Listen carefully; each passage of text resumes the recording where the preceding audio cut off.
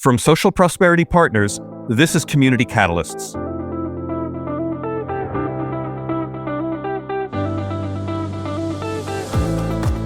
Welcome to Community Catalysts, the podcast that examines the qualities of community leadership and the many paths and forms it can take. I'm your host, Matt Lehrman. Go ahead right now and follow, subscribe, or tap the like button so you never miss an episode. This episode is sponsored by RELI, the Regional Elected Leaders Initiative, a program of the Schar School of Policy and Government at George Mason University. And I am really grateful for their help to explore and learn from the innovative public sector leadership that's transforming Northern Virginia. Today, we're joined by Supervisor Matt Letourneau, who represents the Dulles District on the Loudoun County Board of Supervisors. He's the most senior member of the board, having been first elected in 2011 and every 4 years since. In addition, Supervisor Letourneau serves on the board of Metro, the Washington Metropolitan Area Transit Authority, one of the nation's largest transit systems. And as if all that doesn't keep him busy enough, in his professional capacity, Matt Letourneau also holds down the fort as Managing Director of Communications at the U.S. Chamber of Commerce. Supervisor Matt Letourneau, thanks for making the time to speak with us, and welcome to Community Catalysts. Thank you so much, Matt, for having me. So, Matt, I'd like to begin with a personal question, if you don't mind. In addition to all your current professional and community leadership activities, your official bio notes that you're married and you're the father of 4. And leadership often means attending countless meetings, dealing with unexpected situations, being available to a wide range of people, and finding quiet time to thoughtfully consider all the substantive matters that are under your purview. Can you start us out just by sharing something personal and maybe practical about how you balance all your responsibilities? Yeah, that's a great question. The most important thing in that bio is the fact that I'm a father of 4 kids. My kids are 17, 15, 13, and 11, and that I'm a husband. And the way that I've always approached it, understanding going in that it has to be a team effort, that there's going to be sacrifice, there's going to be annoyances with schedule, there's going to be a lot of people who want a piece of your time that's not your family, including sometimes at very inopportune times. So it really, you have to go in with the support of your family. And then for me, they're involved in every aspect of what I do.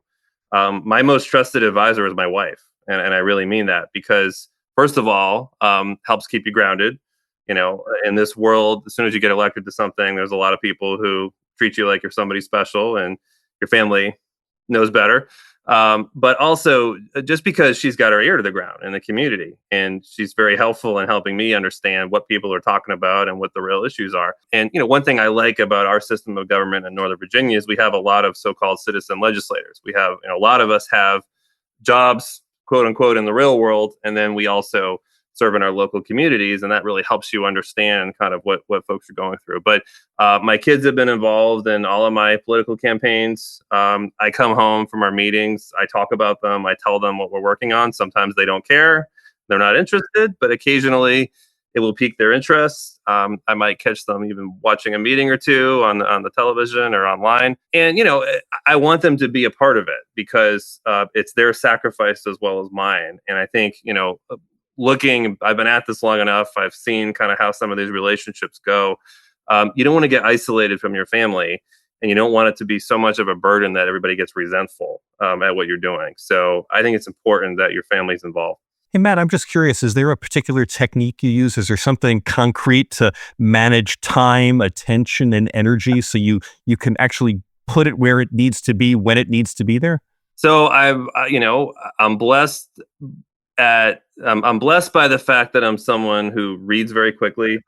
I work in the communications field myself, which I think helps me understand sort of what's important and what isn't. My background, I worked in the U.S. Senate for about 8 years as an aide, which kind of grounded me a little bit in policy. And so a lot of the secret actually is learning what you don't have to do. There's going to be just countless folks who want a piece of your time. But in my case, I have staff. Now, I'm not saying that if a constituent comes to me with a problem, I'm not going to give it my personal attention. I absolutely will. But there's a lot of interest groups. There's a lot of things that are happening out there that I see sometimes others who are in elected positions, give it a lot of attention. And is it really that important? Does it need my personal attention at this moment? And that may sound a little rough, but the reality is I only have so much time. I have to be able to manage it, and I have to be able to really focus on what's the most important. So whether that's preparing for a board meeting and getting to the crux of, okay, what are the issues that are really the decision points for either board that I'm on at this meeting, or just what should we be communicating about? It's not every little thing, it's what really matters to people. I think understanding that and learning how to say no sometimes is really important. I've actually never heard someone say that the secret was knowing what they don't need to spend their time on. It's a really interesting perspective. But that's said by someone who's been now in elected office since 2011. If I was asked you this question in the first 2 years or 3 years, would you have been as confident to have been able to know what you didn't need to pay attention to? Or is that something that you learned over time? That's a great point. So that piece of advice was actually given to me by somebody who was departing the Board of Supervisors as I was rolling on. And I had one of those meetings and said, it wasn't the same district that I was representing, but it was somebody who I wanted to learn from.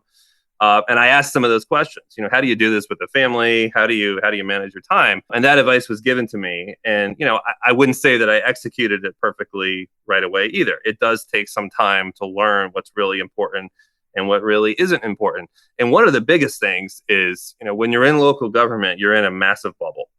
It just is reality. Most people don't know what's really going on with their local government. They're not watching your board meetings. We have this sort of public comment period in our board meetings where every member of the Board of Supervisors has 5 minutes to say whatever's on their mind. And I always found it sort of humorous to a degree because most of the time the room is completely empty and I know there's really nobody watching. So we're kind of talking to each other there, and there may be value in that, but you have to kind of know that. So I put a great deal of emphasis on communication. We distill everything into a newsletter that goes out to my constituents once a month, and it's become somewhat well known in the community for being rather lengthy. Not each individual item, but just the amount of information we're putting out. But it's kind of easily readable and organized. And I know going in, not everybody's going to be interested in everything, but I want them to know what we're up to so there's no surprises.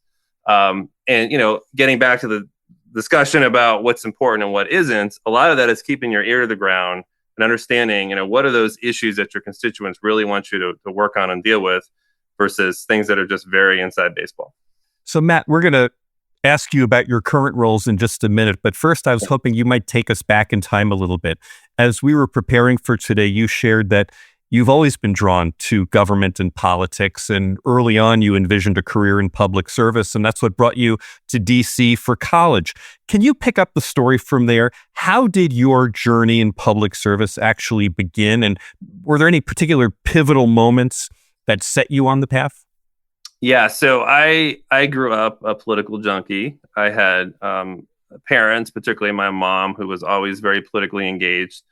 So when I was 12 years old, a neighbor ran for Congress in Massachusetts as a Republican. Not too many of those in Massachusetts. He was actually our state representative. And that was the first campaign that I ever worked on. And I was sort of instantly hooked. He won an upset victory. So we took the train, we got to come down, we got to see him get sworn in, sitting in the House gallery, down on the floor. And I was just kind of enamored with the whole thing and with the city and with, the way that government worked. So I knew at a relatively early age, I wanted to work in this. And so I had the opportunity to go to Catholic University in Washington, D.C., which was great from a practical standpoint, because at the time anyway, we're only 2 metro stops away from Capitol Hill. And so instantly I wanted to, have a bunch of internships. I wanted to work in the House, work in the Senate. I had the fortune of being able to intern in the White House my senior year in college. Really interesting time to be there. I started on September 19th, 2001. So just a few days after 9/11. I wasn't even sure if they were going to continue to have White House interns at that point. But the entire mission of the administration changed. I'm certainly not going to pretend that I did overly substantive work as a White House intern, but our office was suddenly handing outreach to New York City and how to manage all the federal response to disaster relief. as well as, interestingly, outreach to entertainment industry and media, because we knew there was probably going to be a conflict coming in response to what had happened, the terrorist attacks. And it was important to sort of get the country involved, as well as perhaps tamp down any of the instincts that might be pressing due to concerns about Muslims in our country. So, and we knew that media was a way that we could help do that. So, I wasn't making any of those decisions. I was just a very small cog in that wheel, but it was interesting exposure. So I was able to get a job out of college working for one U.S. senator, and then moved over to another working in communications, and then eventually to a committee where I was the communications director.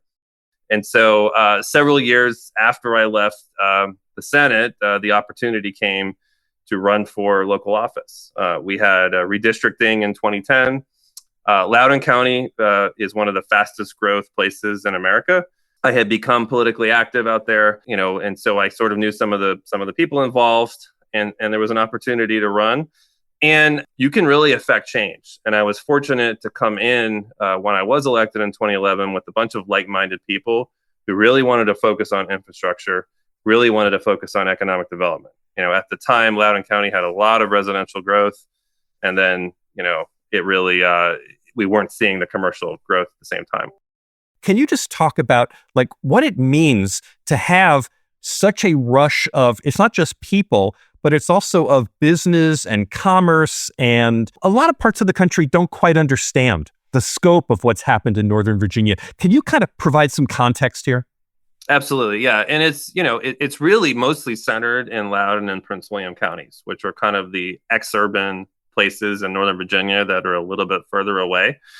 The population is actually relatively stable in the innermost suburbs. So it's really been the exurban areas which have a lot of challenges because, as having lived here, most of the jobs, so to speak, especially back then, were located in Washington, D.C. and the immediate innermost suburbs. So you have, a whole lot of things happening there. You have people who have long commutes because they're coming from the outer edges into the inner core.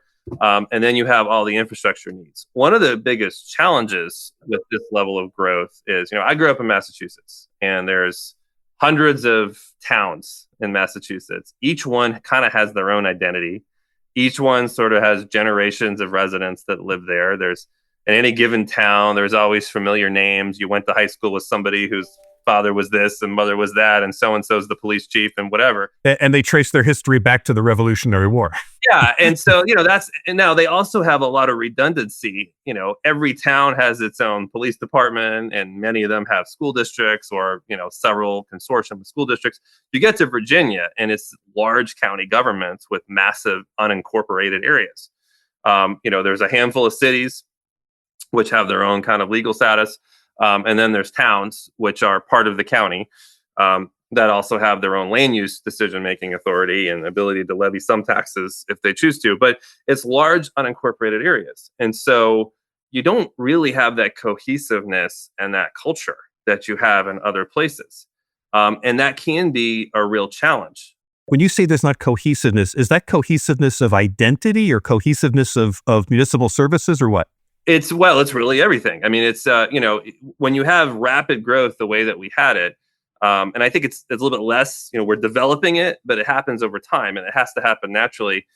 It's something simple, like, people don't know each other. It's a whole lot of people who just moved here in a brief period of time. And so the core infrastructure has to be there from the county and from the government standpoint to service all those people. And it has to be there yesterday. And then just kind of naturally, those communities take time to develop and time for people to sort of understand each other and figure out, what the point of emphasis is and how we want to, what sort of amenities we want to have, all those kinds of things, and we're still going through those sort of teething pains even now. I represent the part of the county that's the newest, the southern part of Loudoun, where the most growth is. Matt, do you have a perspective on how long, how many decades will it take for kind of that community identity and that cohesiveness that you're talking about to actually, take hold? Is this a long-term thing, or does it happen relatively fast, do you think? I think it's a long-term thing. I think there's things that we can do as a government to help speed it up. So I mentioned, we have a large Indian American population. I am a French Irish Catholic from the Northeast. When I first started doing this, I will not profess to have known a lot about that culture. Um, but I want to represent these folks and I want to understand what's important to them. And what you quickly understand is most of those things are the same as they are for everybody else. They don't want to be sitting in traffic. They'd like to have transportation options. They want really good quality schools, and there's a lot of emphasis on that. But there are some nuances to it that you just simply have to understand, that are cultural differences, that are the ways that the families work. For instance, we have a lot of multi-generational households here, which is more common in those cultures than it is in other cultures. Even our sheriff's office, we have the largest full service sheriff's office in Virginia. We still have an elected sheriff that runs our primary law enforcement, but the sheriff's office has to go through some specialized training to understand how to best communicate with some of those communities when they're responding on a call. So there's nuances to that, and it takes you time to figure those things out. I don't know how long exactly it will take. One thing that we're lacking a little bit right now is kind of a physical center of gravity. Loudoun County is a big place. It's over 500 square miles. The county seats in Leesburg. My districts, it always surprises people who know Northern Virginia when I say this, but I represent what's called the South Riding area. I travel further to our board meetings than anybody else in the county. For our residents, we're closer to the center of Fairfax County than we are Loudoun County. And in fact, my district abuts Prince William and Fairfax counties. Leesburg's a much more established town. It's been around a much longer as the county seat, but there's no real physical cohesive place that's like the clear center of this part of the county. Now, I've been working since pretty much the entire time I've been on the Board of Supervisors to have that type of project, to have kind of a mixed use sort of project that has public spaces. And we've added quite a few amenities and parks. I can go through the list of all the things that we've built since I've been on the board, but a fantastic recreation and community center and a library and numerous schools. And I'm proud of all those accomplishments, but we still kind of need that place that's like sort of the focus point. I think we're getting there, but physically speaking, everyone's kind of spread out. And, even though it's a relatively compact area and we don't have that one kind of center of town, so to speak, that you would have in a traditional town setting. Matt, I'm really interested to ask you, with a large population of people from Southeast Asia, and you are not from Southeast Asia, how do you connect with and know your constituencies in this regard? And really, I'm thinking back to what you said earlier, so that you don't get yourself into a situation where there are people in the community who think that their elected representative doesn't know them, doesn't care about them, doesn't represent them adequately. Yeah, and that's an excellent question. I think it's incumbent on me to, first of all, understand. So, I visited just about every temple that's in the region where some of my constituents might attend services, just so I understand that. Loudoun County was actually the first county in Virginia, and we think one of the first in the country to officially recognize Diwali as a holiday. And that was a resolution that I first brought my very first year in office in 2012 from the Board of Supervisors. But a lot of it is personal engagement, and it is finding members of the community that you can bring in. The Board of Supervisors has a number of committees that advise the board on various topics. I make a point of trying to find folks from a diverse set of communities within my district to serve on those. I have an Indian American Planning Commissioner, which is, arguably kind of the biggest one of those that makes advice to the Board of Supervisors on land use issues. But, it has to be genuine relationships. You can't just simply, show up once and then, think that you have some kind of connection. It has to be responsiveness and actually understanding what they're telling you in order to really represent them. When you talked about working in the U.S. Senate, again, as we were preparing for this, you said that experience made a lasting impact on you in terms of constituent service and an all-encompassing approach to representation. That's a quote unquote. And I'm just curious, was there a particular learning experience that you had, working at the Senate that that's tangible for you, that you apply it now? What can we learn from your experience in constituent relationship building? Well, for one thing, what amazed me when I was young and starting out in this, and I got into that particular office, and the approach that was taken. Now, I was working for a senator that had been in office a long time, who typically won re-election with large bipartisan votes. And you take a step back and try to figure out, okay, well, why is that? Well, there was no problem that was too small. And if a problem wasn't technically in the purview of the U.S. Senate in that case, that did not stop his staff and him from getting involved in it. Now, there are lines here. You have to respect other bodies and what their role is. In my case, that most frequently comes up when it's school issues, because we have an elected school board. And now they get their funding from the Board of Supervisors and an annual appropriation. We do several functions together, like construction and identifying land and things like that. And then we have a great partnership on the Parks and Recreation side because we use some of their facilities. But I have to be respectful of what's their job, which basically what happens inside the confines of the school is going to be up to them. That said, if I have a constituent to come to me with any one of these problems, I'm not going to just simply pass them off and say, hey, here you go, contact this person, except in, really extreme kind of circumstances. My office is always going to make an attempt to understand what the issue is and see if we can just grease the skids a little bit. Maybe we make a call first. Maybe we look into and find a particular person who can help them. There's a lot of issues that are sort of quality of life issues that may not directly be under the purview of the Board of Supervisors, but they're things that I can have influence in. Like a construction project may be going on, and it's a private construction project. And certainly I can be the one that comes in and makes sure that the hours that are happening are, within the county ordinance. But maybe we want to get them to go a little beyond that.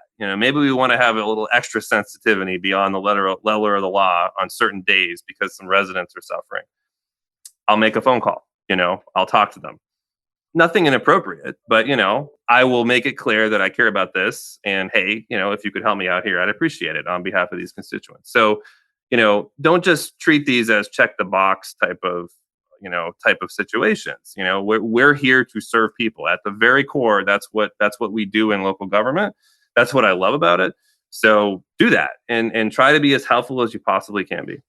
If I was looking for the Matt Letourneau piece of advice here, it's don't just do the work of local government, go the extra mile and make sure that the work of local government is actually working for real people. I think that's right. Don't just do the bare minimum. Make sure that people feel like the government is being responsive, and at the very least, listening and doing what we can. And there's always times, frequently, honestly, that there's not a lot we can do. We're operating in certain legal constraints. There's Virginia is a Dillon rule state. You're probably familiar with that term. Not everybody is. But Dillon rule is when the legislature has to specifically appropriate powers to local government. So, across the river in Maryland, they're not a Dillon rule state, and the counties there have a lot more latitude than Virginia counties do. For that reason, there's a limit sometimes to what we can do. And so you have to be really transparent about that and explain that. But at the same time, if it is a state issue, then let's find a way to use our influence. I get this in transportation all the time. Most of the roads in my district are owned and operated by the Virginia Department of Transportation. And so, there are ways for residents to contact VDOT directly when they have an issue. But if they contact my office, I have people at VDOT that I interact with regularly, liaisons, and chief engineer, those kind of people. We will contact them directly for them. I'm not going to simply tell somebody, email that person. No, I'm going to try to use my influence to get it taken care of. This podcast is sponsored by the Regional Elected Leaders Initiative, RELI, of George Mason University's Schar School of Policy and Government. RELI is dedicated to enhancing regionalism in Northern Virginia, encouraging cross-border intergovernmental collaboration, providing educational programs and networking opportunities, and strengthening the governance skills of Northern Virginia's elected public leaders. So here on the podcast, we're often asked our guests to talk about both the good, the bad, and the ugly. And so I want to ask about a particular situation and what you've learned from it. I understand that there are something on the order of 60 massive data centers that are located in Loudoun County. But I understand that, for all the economy and for all the revenue that they may generate, that they're not universally loved. Could you kind of explain what the tension is around that? And how do you, as a leader in local government, what's your role in balancing that tension? There's a great deal of tension. We're going way back in time, whether it was certain government entities, three-letter agencies, or the private sector itself. Loudoun County became a natural place as a hub for technology. AOL set up shop in Loudoun County. MCI was called back then, set up shop in Loudoun County. We have an incredible, they call it an exchange in Ashburn. And so the centerpiece of this digitalization movement of the cloud really happened in Loudoun.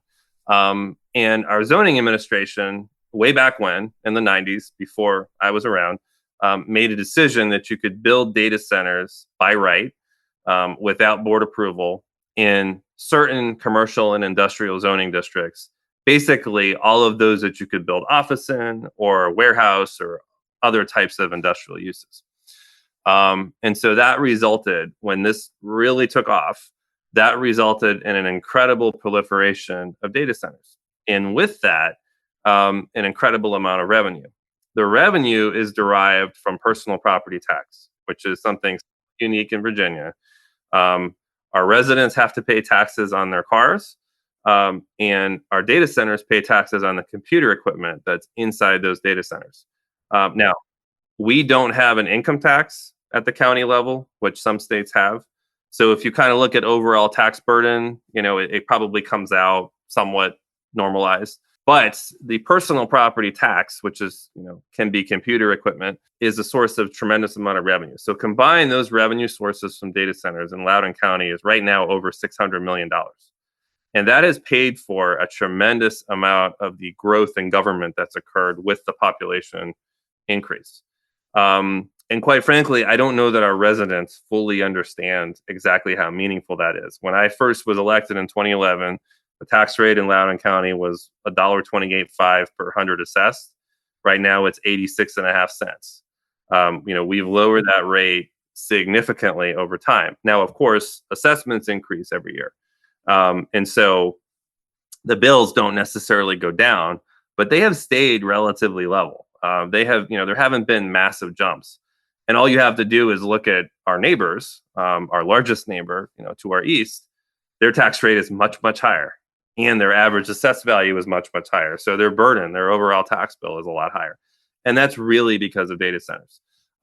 That said, because of the pace of growth that we had, and because of that decision to allow them by right in so many places, which wasn't really a legislative decision made by the board, but an administrative decision, there are, in fact, some data centers that are in places that they probably shouldn't be. They are not everybody's favorite neighbor because they're big buildings. They can be noisy. There can be generators. There can be those sorts of things. We have gotten much better as a county at putting standards around even the by right ones when they get built and making sure that they do look better, that they're screened, that they have better noise attenuation. But the early generation that were first built, that's been a struggle. And that really kind of created a negative connotation for residents. So that's part of the challenge. I think in my part of the county, the other part of the challenge is sort of the perception that that's all the commercial development that we're getting. It's basically just data centers. That's not entirely true. We do have a number of other projects that are moving along. We have various sorts of retail projects and things like that. Retail is a topic we could spend a lot of time on. Things have changed dramatically in the Amazon era and so on. But retail dining, there's a thirst for more of that and less data center. And there's a thirst for more kind of, work-intensive places where people can go and have jobs.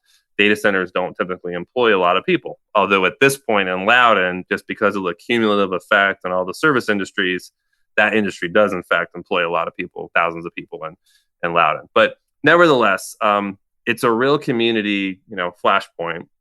We've now reached the point where there's challenges with power availability and power lines and things like that. In Virginia, it's difficult to have underground power lines because our regulatory process, and the fact that ratepayers have to pay for those additional changes, which makes the regulatory body, which is a state level body that oversees this, very reluctant to approve them. So all these things have kind of created an atmosphere around this that's very challenging. It sounds like there's not going to be a single solution to this at any point in time. The county is, I wish I had a better word for it, but it's addicted to the revenue that comes from those data centers already. So this is just a question of how are you managing this, what the future looks like. Am I understanding that right? Yeah, we've set a board policy that limits the percentage of revenue that we're getting from this revenue source because we're concerned about overdependence in one particular industry. So, we're managing that, and we're also looking at the by right standards in zoning districts by which data centers can be built. Matt, if a county supervisor or some other community leader from somewhere else in the country called you up and said, hey, we're being approached about creating a critical mass of data centers or something else entirely, what advice would you give them based on your experience about how eagerly or not they should follow the path that Loudoun went through? Yeah, I think the main thing is to be very intentional with your land use and understand, from a zoning district standpoint, where exactly you want these to be, and not just sort of simply assume that things are going to work out. But I think you just need to be very intentional on your land use decisions around data centers. I want to switch gears for a second. We don't have time to go into everything that you're dealing with as on the Metro board and dealing with all of that. But I want to ask you just one kind of high level question. In Northern Virginia, you exist in a community that requires a whole lot of regional cooperation. Your oath of office is to Loudoun County and to serve the 450,000 people who live there now. And I'm wondering if you have some insight about how you juggle the needs of your own community when you also have a responsibility to look at the bigger picture of regional cooperation. And I'm just wondering from your perspective, are those things ever in conflict? And if so, what do you do about it? Yeah, they can be, if we're being honest about it. That you frequently see that in economic development when multiple jurisdictions are trying to attract a particular company. You probably remember the great chase for Amazon HQ2. In that case, Loudoun County actually partnered with Fairfax County on a site that was right on our border, and it had a campus on both sides. And we competed with our friends in Arlington and Alexandria, who ultimately won HQ2, mostly because they already had buildings there that were built and vacant, and Amazon could move into at a quicker time frame than they could develop the greenfield site. But what that exercise did for us was allow us to work with one of our big neighbors and think about what sort of infrastructure would be needed if we get a large user here. And how do we want this to develop by our metro? If you would allow it, at some point, I'm going to call you up and ask if we could take an entire interview just to talk about your experiences with Metro and the regionalism around that. There's a whole other area yes. that I would love to explore with you. Yeah. And when I lived in the Washington area, the Orange Line stopped at Ballston. So wow. the world has changed a lot since I left in 1988. Matt Letourneau, we're at the part of the interview where I'd like to ask you some lightning round questions and challenge you to answer in just one sentence or less. Are you ready for that? All right, bring it on. Supervisor Matt Letourneau, describe your leadership style in just 3 words. Decisive, just one word. And what's the best leadership advice you ever received? Consensus is valuable, but there is such a thing as paralysis by analysis. For a first-time visitor to Loudoun County, what's an experience they absolutely shouldn't miss? I think if you're into winemaking or breweries, our trail of nationally acclaimed vineyards and beautiful settings in the mountains is an experience that you'll really enjoy. Matt Letourneau, if you could instantly gain one new skill, what would it be? More hours in the day. And how do you recharge during challenging times? My wife would probably say that I don't. But no, I think I have really enjoyed the opportunity to coach youth sports. And I always say that I get as much out of it as the kids do. And so I had a youth baseball player. He's now a senior in high school, well past the point that anybody wants dad around coaching. But my youngest is a sixth grade girls basketball player.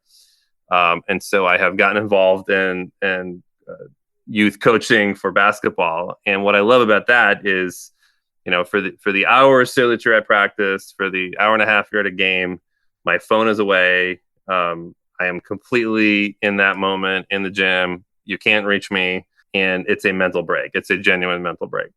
Even asking you that question, I can see you relaxing, just putting your mental state in there. Matt Letourneau, if you could wave a magic wand and make one small change to how Loudoun County government operates, what would you do and what would be the benefit to the community? So that's one sentence for what would you do and one sentence for what would be the benefit to the community. Well, it's a little bit less Loudoun County government, but it's more the way that we work with our transportation agencies. We've got to be able to get things built more quickly. And part of that is the administrative process around it. We're going through an interchange justification report process for a big traffic intersection in my district that's been going on 3 years. So my magic wand would be reducing the administrative process around analysis and being able to get to decision points faster. And that would certainly benefit my constituents by both saving money and getting the projects that they need done much faster. Matt Letourneau, if you could spend 1 hour in conversation with any leader, past or present, who would it be? George Washington. You have to go back. Like we think that we're in a really divided time now politically, and we are to some extent. But if you go back and look at our history, we came out of a revolution in which we overthrew a government, and then we had to set one up and figure out how to be fair to everybody. And then we had so many bumps in the road along the way. We had major presidential candidates literally dueling physically and trying to kill each other. We think that this is unique now, but in reality, there's been waves of this in our country. So I would love to just go back in time and understand the thought process for how you would possibly get consensus, because the differences that we have now between our parties and our people are nothing compared to what we had in the revolutionary time and even in the middle 1800s and the Civil War. So understanding how to put all those people in a room and come out with a series of documents is just incredibly fascinating to me. You'd like to know how George Washington slept at night, don't you? Yeah, without the benefit of or the burden of all the technology that we have. Matt Letourneau, thank you so much for joining us today. It's been a real honor to visit with you. I appreciate it. Thank you for the opportunity. A heartfelt thank you to Supervisor Matt Letourneau of Loudoun County, Virginia, for opening up about his leadership journey with us today. If you enjoyed this episode, please consider rating and reviewing Community Catalysts on Apple Podcasts or wherever you listen. Your support helps others discover the show. And let me say thank you again for this episode's sponsorship by RELI, the Regional Elected Leaders Initiative of the Schar School of Policy and Government at George Mason University. This episode was edited by Nick Living the Dream Tantillo. Our executive producer is John Little. I'm Matt Lehrman of Social Prosperity Partners. If you have a question or a comment about today's topic, I'd love to hear from you. Reach me at 602-688-2724 or Matt, M-A-T-T, at socialprosperity.us. And if you or someone you know has a story of community leadership that would be a great fit for a future episode, let's connect. Click the podcast guest link in the program notes. Thanks for tuning in. We'll be back soon with another Community Catalyst.